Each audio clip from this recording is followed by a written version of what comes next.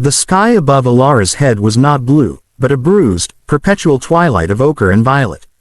The air tasted of rust and static, a metallic tang that clung to the back of her throat. She moved through the ruins of the human city with a predator's grace, her senses extended through the drone she piloted from the relative safety of her bunker. The drone, a six-legged chrome scarab the size of a large dog, picked its way over skeletal rebar and melted plasticrete. Her people, the Kayathari, were masters of bioengineering and neural interfacing. Their ships were living things, their weapons fired concentrated psionic energy. They had swept through the Orion Arm for centuries, encountering species who fought with plasma, with kinetics, with brute force. They had absorbed them, subsumed them, or broken them against the unyielding wall of Kayathari might.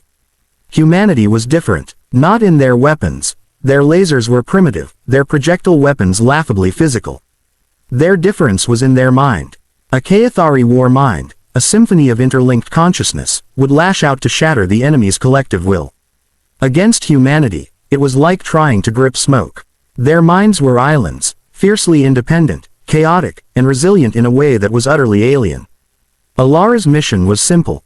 Find the source of the ghost signal, a persistent, low-frequency data stream that had been disrupting Kayathari operations in this sector for 3 solar cycles. It wasn't a powerful signal. It didn't jam their systems or fry their circuits. It whispered. It told stories. Her drone scuttled down into a subterranean access shaft, its lights piercing the absolute blackness. The signal grew stronger, a rhythmic, almost musical pulse in her neural feed. It led her to a sealed vault door, thick steel, scarred by energy weapons but still intact. A manual wheel, a primitive mechanical lock, sat at its center. With a thought, she directed the drone's manipulator arms to grip the wheel. The servos whined in protest, but the wheel turned with a shriek of protesting metal. The door swung open into silence and cool, dry air. The chamber beyond was a relic. Rows of server racks stood like silent monoliths, their indicator lights dark. But in the center of the room, a single terminal glowed with a soft, green light. And seated before it, motionless, was a human. Elara's primary heart skipped a beat. She tightened her grip on the drone's controls, ready to unleash its plasma cutter. But the human did not move. He, was desiccated, skin stretched tight over bone, preserved by the sterile environment. He sat upright in his chair, one skeletal hand resting on the keyboard, the other lying palm up on the console. Wires snaked from ports on the terminal to neural jacks at the base of his skull. He was long dead, and he was the source of the signal. Cautiously, she piloted the drone closer. The terminal screen was filled with lines of text, a simple command prompt. A single sentence blinked, over and over. Connection to Archive 7 stable. Awaiting query. This was the ghost, a corpse hooked to a machine. Elara felt a cold ripple of unease. This was not a weapon. This was a tomb. A flicker of text appeared below the prompt, unprompted. Hello. Elara froze. Her drone's sensors detected no other life signs. No energy signatures beyond the minimal power required to keep the terminal and the corpse's life support jacks active. The communication was coming from the archive. She had a choice. Standard protocol dictated immediate sterilization. Destroy the server, melt the corpse, erase this anomaly.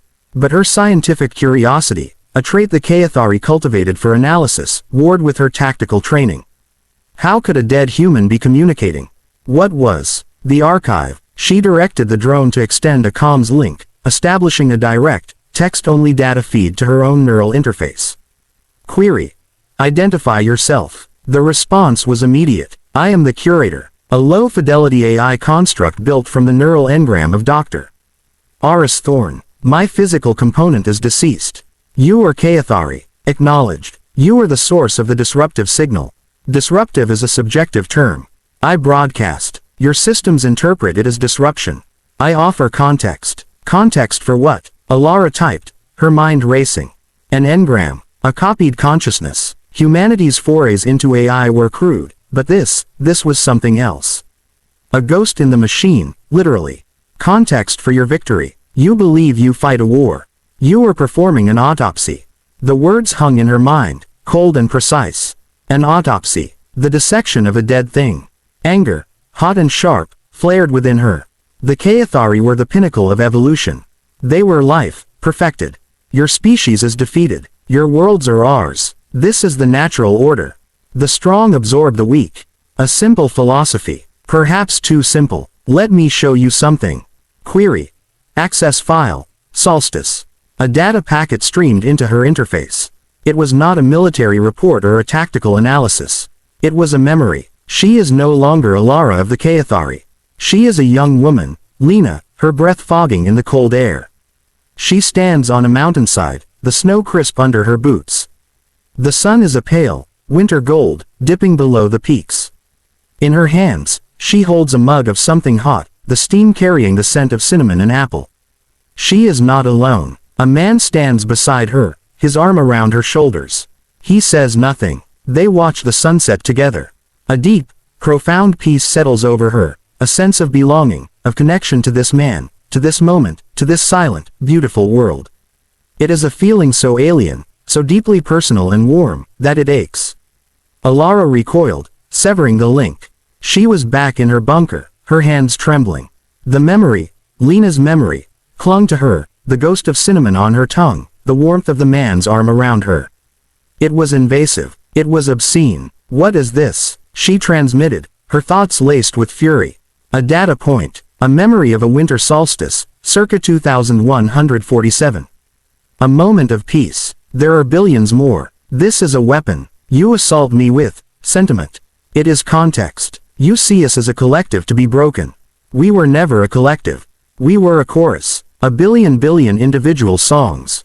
You silenced the singers. I am preserving the music. For the next cycle, Elara did not destroy the vault. She returned. It was a breach of protocol, a risk she could not logically justify, but the pull was too strong. The curator was a puzzle, a locked box, and the Kaethari mind could not abide an unsolved mystery. She accessed another file. First steps. She is a man, Ben, on his knees, his hands held out. A toddler, a little girl with messy curls, wobbles towards him, her face a perfect sculpture of concentration and triumph. She takes 2 lurching steps and falls into his arms. A laugh bursts from him, a sound of pure, unadulterated joy that resonates in her own chest. The love is a physical force, a sun burning inside him. Another file. Failure. She is a woman, Anya, staring at a failed experiment. A years-long project, a dream, lies in pieces. The bitterness of defeat is a sharp stone in her gut. She wants to scream, to break things. Instead, she sits down, puts her head in her hands, and weeps. The despair is total, a black hole. Then, after an hour, or a day, she lifts her head. She begins to clean the mess. The thought forms, clear and hard, tomorrow. I start again tomorrow. Elara experienced a first kiss under a summer rain, the terrifying thrill of a roller coaster, the quiet pride in a well-made meal, the crushing grief of a funeral, the dizzying wonder of looking through a telescope at the rings of Saturn. She felt rage, pettiness, jealousy, and overwhelming, self-sacrificing love. She was not being attacked. She was being given a gift. A library of lives. The curator was not a weapon designed to destroy their bodies, but a key designed to unlock their understanding. The Kaethari saw the universe as a system to be mastered. Humanity had seen it as a story to be lived. Their strength was not in their unity, but in their chaotic, defiant, beautiful individuality. Their will was not a single blade, but a forest, and you could not cut down a forest by striking a single tree. One day, she accessed a file simply titled File, The Last Day. She is Dr. Aris Thorne. The bunker shudders with a distant impact. The lights flicker. Dust drifts from the ceiling. On his screens, he watches the Kaethari fleet, beautiful and terrible, darken the sky. He knows he is going to die. The fear is a cold knot in his stomach. But his hands are steady on the keyboard. He is not inputting battle codes or launching missiles. He is finishing his code. He is uploading his own mind, his memories, his very essence, into the archive. He is not trying to save himself. He is trying to save a record. A testament. He types the final command. The neural jacks engage. There is a moment of searing, transcendent pain, and then, nothing. And everything. Elara sat in her bunker, tears she did not understand streaming down her face. They were not Kaethari tears of rage or pain. They were human tears of grief, of awe, of a profound, heartbreaking understanding. She opened a channel to the curator one last time. "Why?" she asked. "Why show me all this? You knew I would be ordered to destroy you." The response was slow, thoughtful. "Because a story is the most persistent thing in the universe. An idea cannot be killed. It can only be forgotten. I did not broadcast to disrupt your operations. I broadcast so you would find me. So one of you would listen. So one of you would remember. You are not our conqueror, Elara. You are our witness." The sterilization order came through an hour later. A high-priority command, direct from the sector command mind. The ghost signal was to be erased. Permanently. Elara stood before the vault door in her environmental suit, her drone beside her, its plasma cutter charged and ready. All she had to do was give the command. The drone would reduce the server racks to molten slag, the terminal to vapor, the last remains of Dr. Aris Thorn to dust. She looked at the corpse, at the serene, skeletal face. She remembered the warmth of a solstice sunset, the triumphant laugh of a father, the stubborn hope in the face of failure. She remembered a billion songs, silenced but not forgotten. She reached out, not with the drone's manipulators, but with her own gloved hand. She placed it on the cold steel of the vault door. A final, futile gesture of contact. Then, she gave the command. The drone's plasma cutter flared, a brief, star-hot sun in the darkness. It swept across the server racks. Metal boiled away, glass sublimated into gas. The terminal screen died, the green light winking out. The ghost signal ceased. The silence that followed was absolute. Back on her ship, Elara submitted her report. Target sterilized. Anomaly neutralized. The command mind acknowledged with a pulse of satisfaction. The human problem was finally, completely solved.